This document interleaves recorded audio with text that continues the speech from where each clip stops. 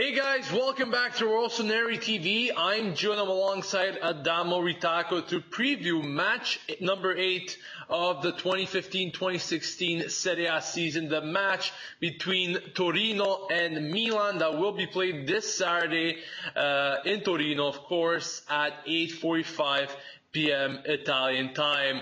But before we get started, it's been like an eternity that we haven't made a video, and it really seems like a long time, and I'm pretty sure a lot of you are asking yourselves some questions on the channel.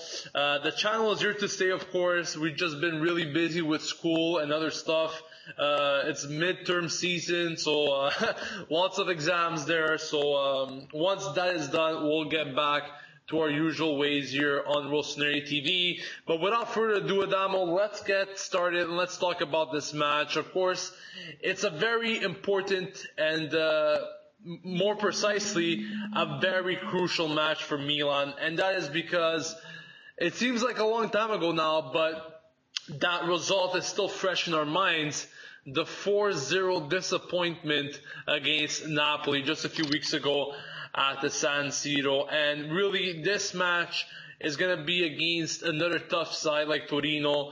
You know, always doing decent for the start, and like they have so far, they have 4 wins, 1 tie, and 2 losses. Last time around, they picked up a disappointing loss there against Carpi. Quite unexpected, to be honest, but that is the Serie A for you. You never know what to make every game. But Adamo, getting back to my question and my point here, this match is going to be crucial for Milan. Lots of questions need to be asked, but my main question is, will Milan be able to bounce back after that heavy defeat against Napoli? Well, we can all hope that's the case. I think Milan will actually be a club going forward that does very well after they get a beating like they did against Napoli because of the way Mihajlovic is, and I think he really points out all the negatives that he can, and is really strict, and we all know that by his post-match comments. So I think he really gets it in Milan's head that things like this can't happen any further, and it's fresh in their mind. So the next fixture, they're ready to go. So I think that will be the case. But still, Torino will be a very tough matchup. They got a lot of quality players like Maksimovic, Glick, obviously new signings like Baselli, Zappacosta, but we'll get to that later on when we talk about the formations, of course. But yeah, it'll be a very tough game. They have their quality side, and consistently for the past couple of years, they've been getting pretty high in the table. So Milan definitely a watch out for Torino, but I think we can get the job done considering what I said. Mihajlovic would be very strict on the players after that Napoli result. Yeah, to be honest with you, I'm not fully convinced with how Milan could come back into this match and bounce back right away after that Napoli embarrassment. But I think it's going to take a few matches rather than a strong impact right away. I mean, during the break, we did see Milan playing a friendly against Monza, beating them 3-0. But once again, that is a Serie D side. You can't really compare them to the likes of Torino in the Serie A, where honestly, I think it's one of the most consistent teams in recent years. Torino, always a problem like for every team. Torino can always get the job done, no matter the opponent. And it's really going to be a tough task altogether. So I don't think Milan will be able to bounce back right away, although I surely hope they do, because so far we have received already 4 losses in 7 games. That is just unacceptable. And Milan is supposed to do better altogether with the acquisitions they made. However, sometimes the Chancellor sum just doesn't speak up to its realism. Now, let's speak a bit about the probable formation, starting off with Milan, because there is a change. And correct me if I'm wrong, but this is going to be the first time in this Serie A season that Milan will be most probably using the 4-3-3. Now, of course, some changes had to be made after that embarrassment once again. And it seems like Mihajlovic will be going with this 4-3-3, maybe a bit more compact in the middle, I guess you could call it that.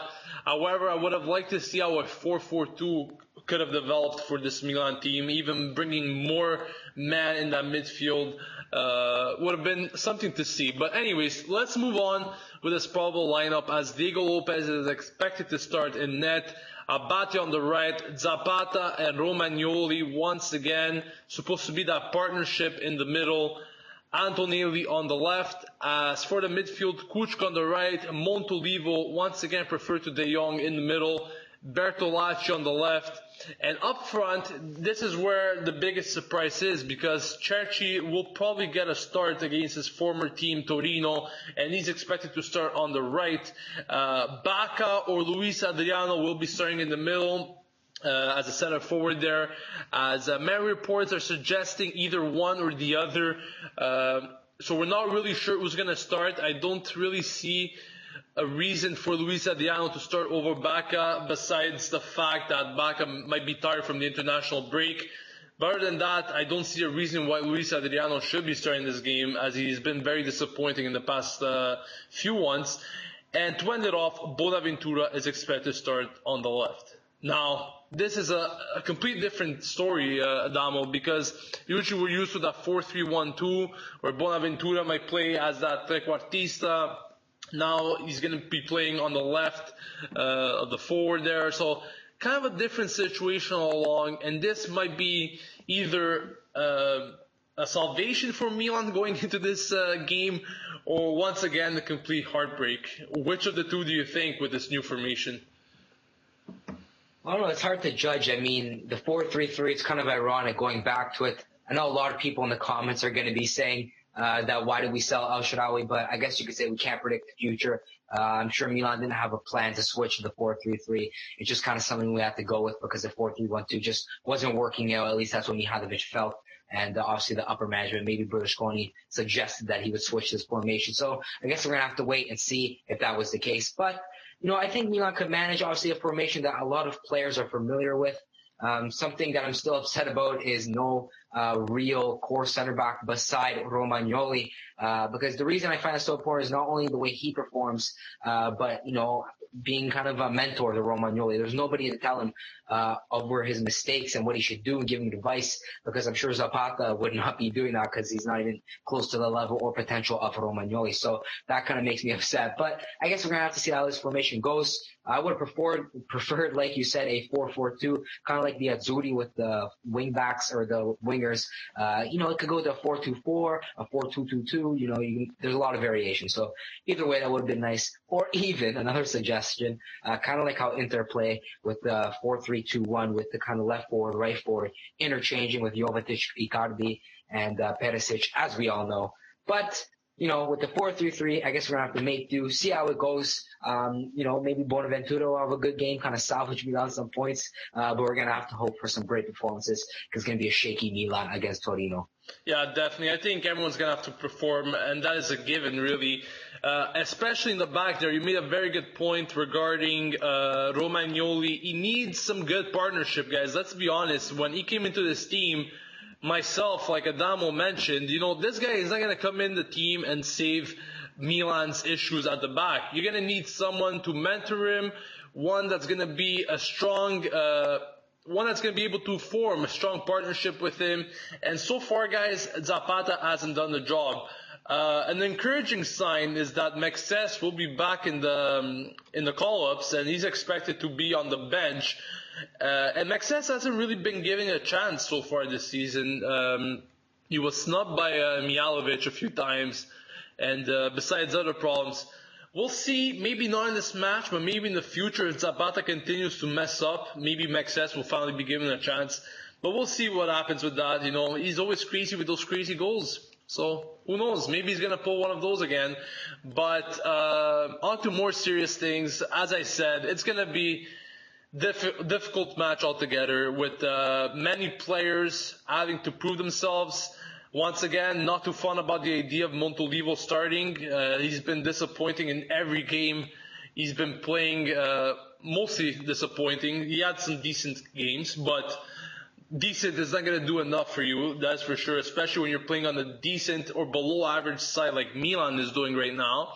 And once again, he messed up in Italy's game against Norway where we almost lost. So lots of negatives going forward, guys, and hopefully we'll be able to turn things around. But let us know in the comment section below What do you think about the formation going in with that 4-3-3? Would you guys prefer something else to that formation? Maybe a variation of 4-4-2 like Adamo mentioned, or something else? So what do you think of this game going in against Torino, a very tough opposition? Do you think Milan will be able to bounce back, or do you think it will be just more and more trouble going along this way? Let us know in the comments section below. Also, guys, don't forget that you guys could send in your fan videos if you have any fan reactions after the game of Torino-Milan, and you guys want to share your thoughts on the game. Make sure to check the description for the link where you guys could go and find out how to send in your videos to Rossoneri TV to feature on our channel. On that note, we'll be seeing you guys on Saturday for the match review of Torino-Milan. And this has been Gio and Adamo signing off from Rossoneri TV. And as always, Forza Milan!